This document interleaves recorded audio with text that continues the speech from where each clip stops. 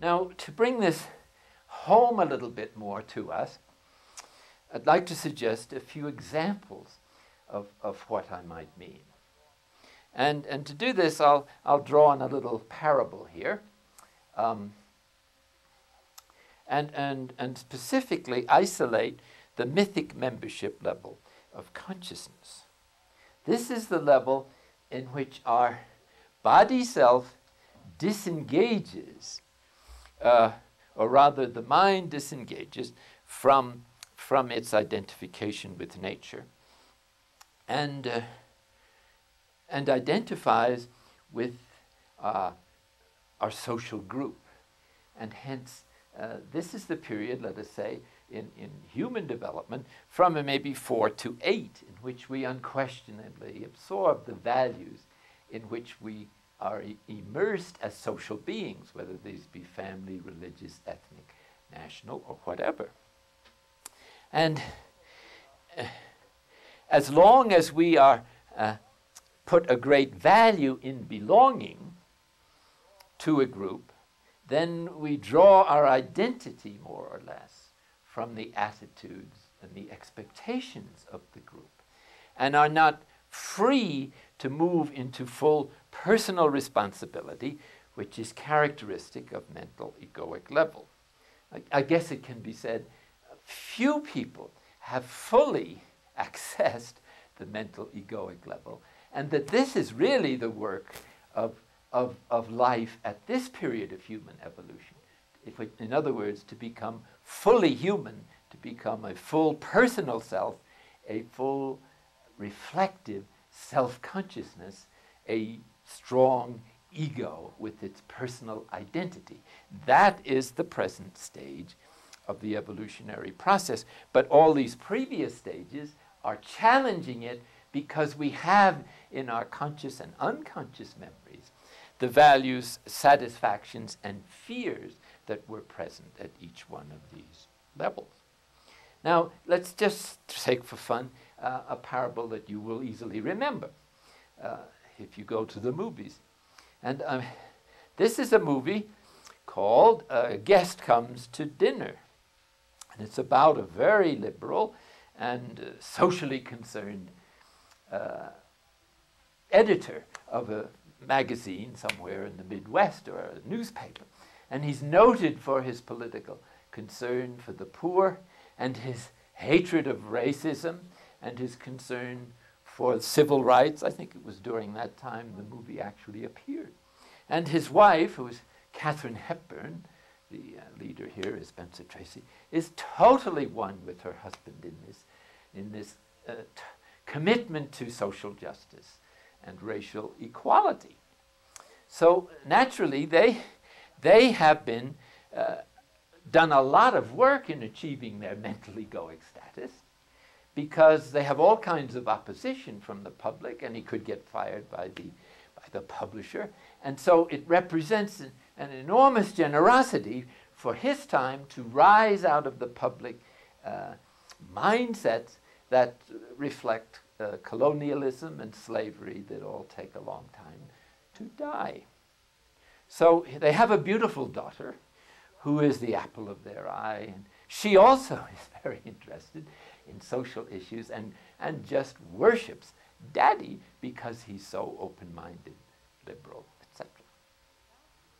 Now, she announces one night, if I remember the plot well, that she has fallen in love with the most wonderful man, so handsome, so gifted, so loving, so socially minded, that she knows her family will just be crazy about introducing this wonderful man into the family and having their grandchildren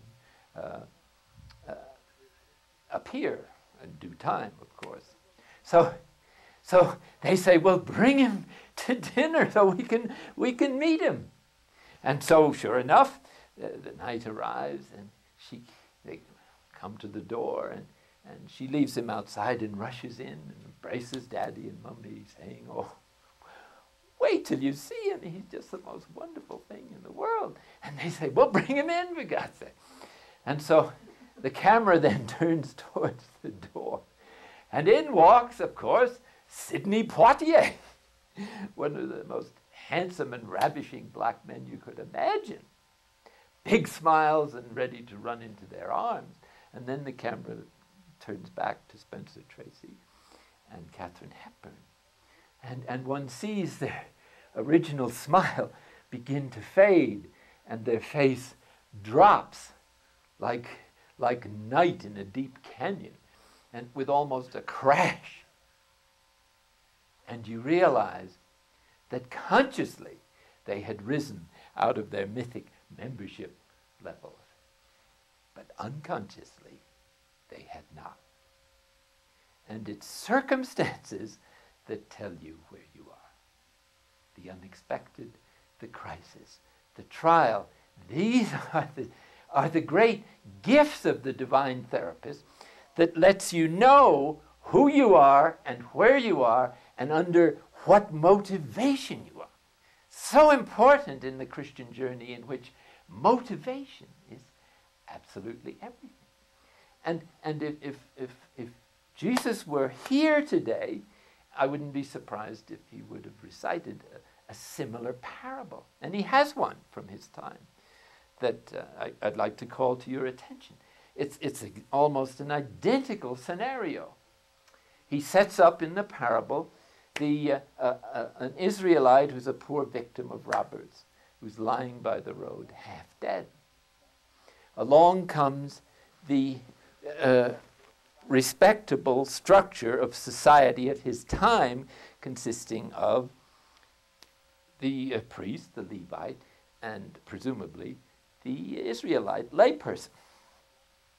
Now the priest and the Levite, as you'll remember, passed by because they didn't want to become ritually unclean or whatever their motive was. So the hearers are completely in sympathy with the victim, who's Israelite, and the roads were dangerous in those days, so that was something that could have happened to them too.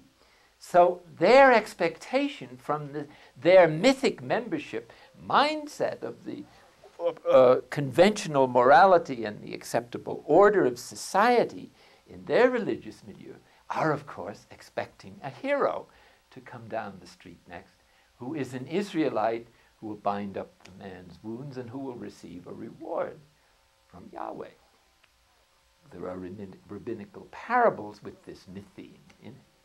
And so as everyone, figuratively speaking, is looking for the hero to come down, who shows up but the most hated and the one who's considered an apostate from their religion and who is the mortal enemy of Jews in general, a Samaritan, a no-no, and as written in rabbinical circles, who eats the food of Samaritans is eating the food of swine, which is an absolute no-no and a sign of apostasy in that particular Jewish milieu.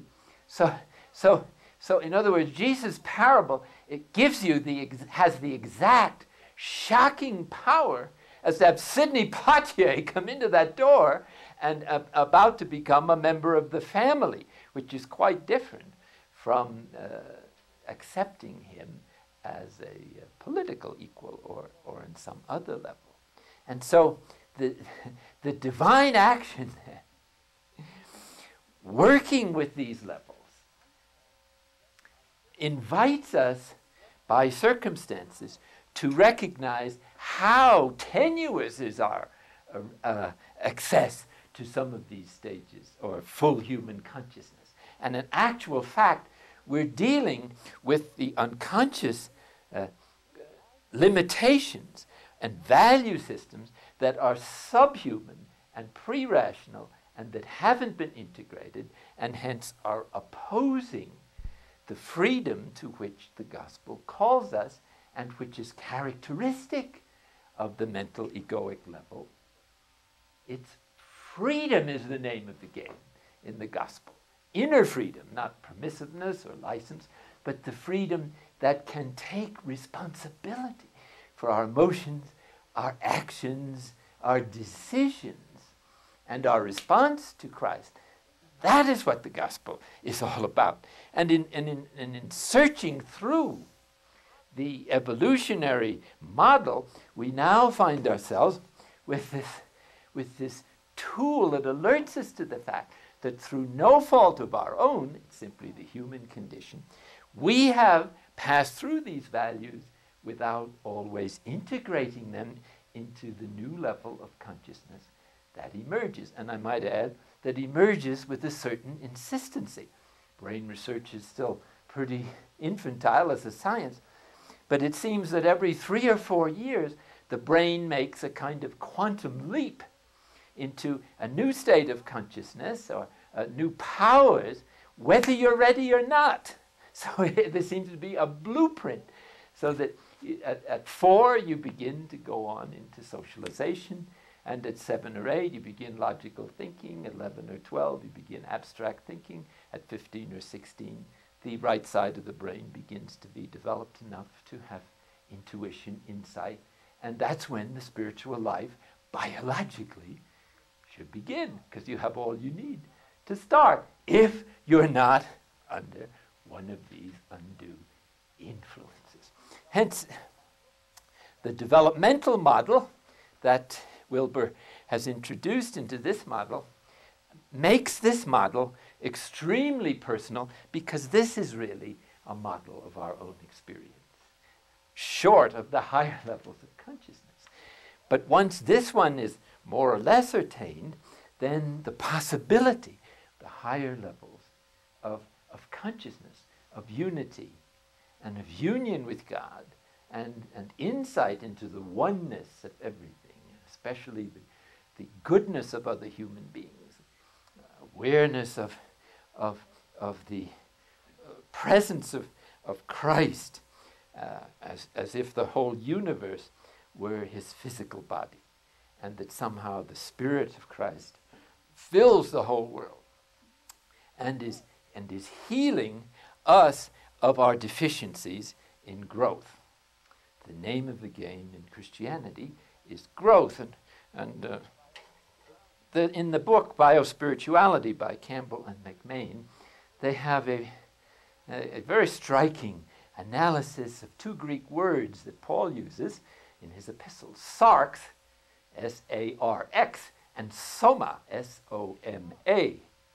Well, sarx is, which means literally flesh, is not so much flesh, although it doesn't exclude that, but flesh and emotion and body, in other words, the whole human condition, as locked into survival, whether corporate or individual, as a goal, and hence this kind of consciousness will not grow or resist growth. And in that sense, since growth is the name of the game, it's a sin in the most personal sense of the word. It's the decision to remain safe where I am and to protect my turf, no matter what this might cost other people.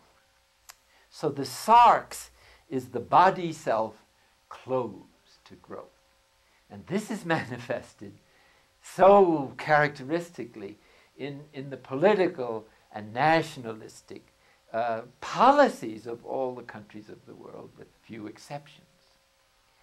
In other words, they have understood that happiness consists in being safe and in building up whatever armaments are required to feel secure, both corporately, no matter whether the majority of the human family go hungry or are deprived of the basic needs of life or opportunities for growth and healing. And this is a kind of corporate or social sin, because, and that's why, as the recent Pope has said, that social justice is an essential part of the preaching of the gospel.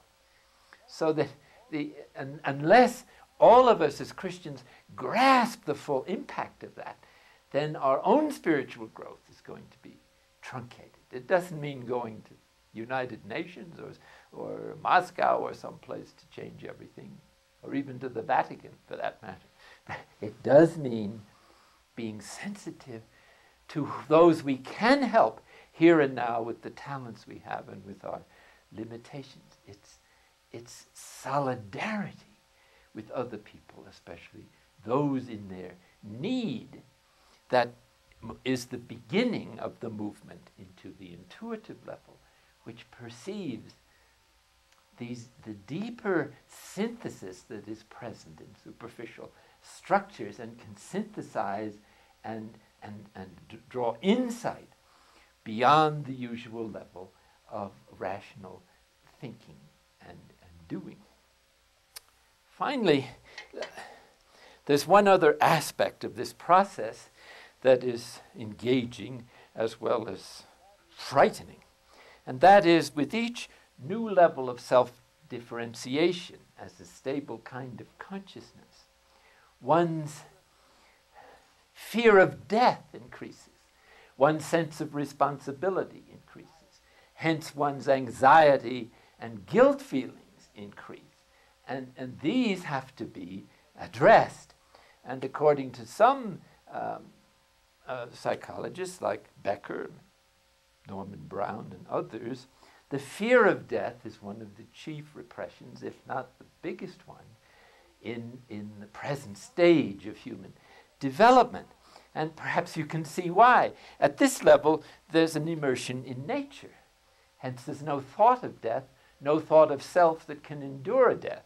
At this level, there's a body self, but it's immersed, still so immersed in nature, that there's no or very little self-consciousness. At this level, it begins to emerge with social consciousness, and that's the period when ritual and human sacrifice begins to appear as a way of placating the gods or winning their favor by presenting a representative of the whole. Remember, the Typhonic consciousness can't distinguish the part from the whole.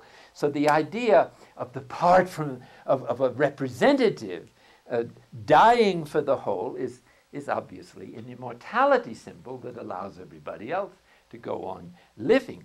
But notice, please, that the Typhonic element in that consciousness, namely the mistake of the part for the whole, is a regressive or an unintegrated element of this consciousness. And so it prevents people at that level from fully accessing that level, just as on this level, the undertow or the backwash of the value system in the unconscious prevented that editor and his wife from the freedom of the mental egoic level, which is not dominated by social considerations, although it does not despise them. This is the level of negotiation, of cooperation, of the beginnings of bonding with other people. Hence, the great biblical injunction is to love your neighbor as yourself. You can't do that if you're under the excessive influence of these levels of consciousness. And so, with this presentation then of the evolutionary model, I think we're ready to look more deeply into the development of the individual self with its fixations on emotional levels of consciousness, and hence with an unconscious that is filled with the emotional pain of early life, with both values that are limited and also potentials that we don't know yet, such as the dynamic ground and the positive capacities of the psyche when these are fully opened by the freedom of the mental egoic and further stages of bonding and intuition and opening and insight. And thus, in looking at the existential model, we hope to show how the false self, which is the syndrome of those undigested emotional experiences of early childhood, and the ways that we coped with this, we will begin to see what our personal diagnosis of our illness as we have experienced it, and perhaps are experiencing it, actually is, and thus be open to the divine remedy, which I suggest is the contemplative dimension of the gospel, which contemplative prayer accesses, centering prayer being a way into contemplation, but which is completed by action that emerges under the influence of the insight of contemplation, which actually belongs on the intuitive, or as a beginning, on the intuitive level of consciousness, but which grows beyond and offers us the possibility of perhaps inconceivable and unimaginable freedom, growth, union, and unity with the ultimate reality, or the ultimate mystery, whom in the Christian tradition we call God.